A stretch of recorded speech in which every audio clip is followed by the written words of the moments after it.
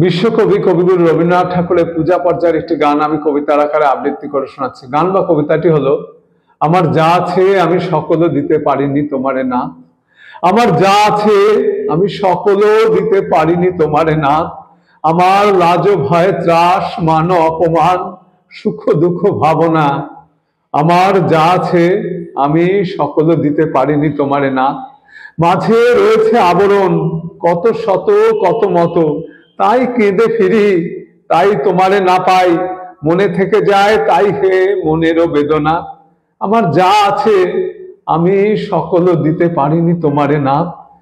যাহা রেখেছি তাহে কি সুখ, তাহে কেঁদে মরি তাহে ভেবে মরি, তাই দিয়ে যদি তোমারে পাই কেন তা দিতে পারি না। আমার জগতের সব তোমারে দেব, দিয়ে তোমারে নেব বাসনা। আমার যা আছে আমি সকলও দিতে পারিনি তোমারে না।